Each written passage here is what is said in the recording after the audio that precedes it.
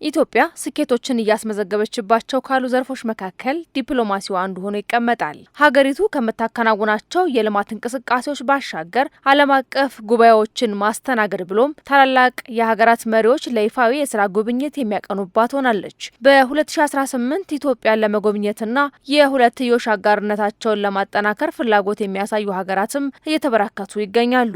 በ2018 ዓ.ም የአዲስ ዓመት ዋዜማ ተጠናቆ የተመረቀው ታላቁ የኢትዮጵያ ህዳሴ ግድብ ላይ በርካታ የአፍሪካ ቀንድና የአህጉሪቱ መሪዎች፣ ከፍተኛ የስራ ኃላፊዎችና ዲፕሎማቶች መገኘታቸው የሚታወስ ነው። በአፍሪካ ህብረትና በጣሊያን አፍሪካ ጉባኤዎች መሪዎች እንዲሁም የዓለም አቀፍ ተቋማት ኃላፊዎች መገኘትና ጎን ለጎንም ከጠቅላይ ሚኒስትር አብይ አህመድ ጋር አጋርነታቸውን ማጠናከር በሚቻልባቸው ጉዳዮች መምከራቸው ኢትዮጵያ ዲፕሎማሲን በማራመድ ቁልፍ ሚና እየተጫወተች መሆኑን ይጠቁማል። የህንድ ጠቅላይ ሚኒስትር ናሬንድራ ሞዲ፣ የቱርኩ ረጅብ ጠይብ ኤርዶዋን፣ የጣሊያን ጠቅላይ ሚኒስትር ጆርጂያ ሜሎኒ፣ የኬንያው ዊሊያም ሩቶ፣ የሶማሊያ ፌዴራል ሪፐብሊክ ፕሬዚዳንት ሐሰን ሼክ ማህሙድ፣ የጀርመን ሪፐብሊክ የውጭ ጉዳይ ሚኒስትር ጆዋን ዋድፉል፣ የሲንጋፖር ጠቅላይ ሚኒስትር ሎረንስ ዎንግ፣ የቻይና የውጭ ጉዳይ ሚኒስትር ዋንጊ አዲስ አበባ ብቅ ያሉት በዚህ ዓመት ነው። ጠቅላይ ሚኒስትር አብይ አህመድ ከተባበሩት መንግስታት ድርጅት ዋና ጸሐፊ አንቶኒ ጉተሬስ ጋርም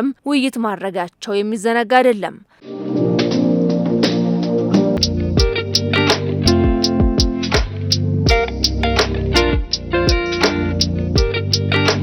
ታዲያ የዲፕሎማሲ አድማሷን እያሰፋች በምትገኘው ኢትዮጵያ የእስራኤሉ ፕሬዝዳንት አይዛክ ሄርዞግ ቀናት ይፋ የስራ ጉብኝት ብቅ ማለታቸው ፖለቲካዊና ዲፕሎማሲያዊ አንድምታው የዋዛ አይደለም።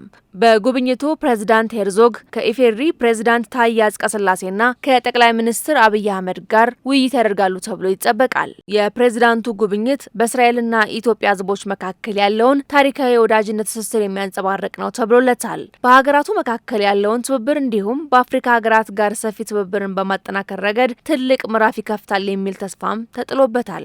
ኢትዮጵያ ለአፍሪካ ወሳኝ እርምጃ የሆኑ የልማት እንቅስቃሴዎችን እየተገበረች በምትገኝበት በዚህ ወቅት የተለያዩ የሀገራት መሪዎች ወደ ሀገሪቱ የሚያደርጉት ጉብኝት ለአዲሱ የዓለም ስርዓት ግንባታ እንደ መደላድል የሚወሰድ ሆኖላታል። እስራኤልና ኢትዮጵያ በግብርና፣ በውሃ አስተዳደር፣ በጤና፣ በመከላከያ፣ በቴክኖሎጂና ትምህርት ዘርፎች እየተጠናከረ የመጣ ግንኙነት እንዳላቸው ይነገርላቸዋል። እስራኤል እንደ ሀገር ከተመሰረተችበት እንደ አውሮፓውያን አቆጣጠር ከ1948 ጀምሮ ከኢትዮጵያ ጋር ያላትን ሁለንተናዊ ግንኙነት ጠንካራ መሆኑን የታሪክ መዛግብት ያሳያሉ። እንደ አውሮፓውያን አቆጣጠር ከ1948 ጀምሮ በተለያየ ጊዜ በነበረው የአስተዳደር ሁኔታ የተለያየ የዲፕሎማሲ ግንኙነት ቢኖራቸውም አሁንም ድረስ ጠንካራ ግንኙነት ካላቸው ሀገራት ተርታ ይቀመጣሉ።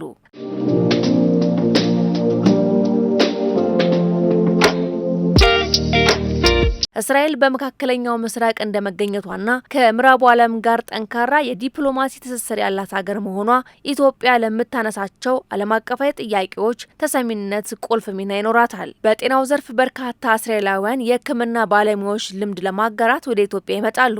በጸጥታው ዘርፍም የጎለበተ ቅንጅት እንዳላቸው ይገለጻል። እንዲሁም በኢኮኖሚው ዘርፍም የእስራኤል ባለሀብቶች ወደ ኢትዮጵያ በመምጣት መዋለ ንዋያቸውን ፈሰስ እያደረጉ ይገኛሉ። እስራኤል በቴክኖሎጂ ዘርፍ ከፍተኛ እድገት ካረጋገጡ ሀገራት ተርታ እንደመቀመጧም በኢትዮጵያም ለዘርፉ መጎልበት ከፍተኛ አስተዋጽኦ እንዳደረገች ይነገራል።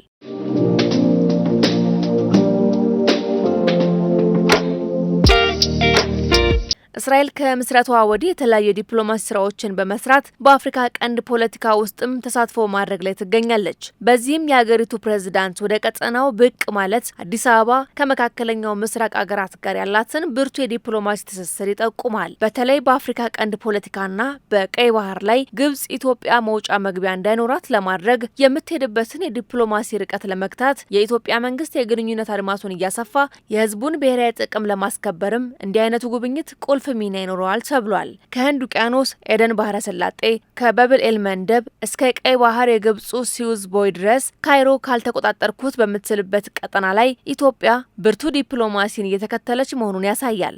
ለዚህም ነው ከቱርክ እስከ እስራኤል፣ ከሳውዲ እስከ አረብ ኤምሬቶች የከባቢው ሀገራት ትኩረት ወደ ኢትዮጵያ በማድረግ ዲፕሎማሲያዊ ግንኙነታቸውን በማጠናከር ላይ የሚገኙት።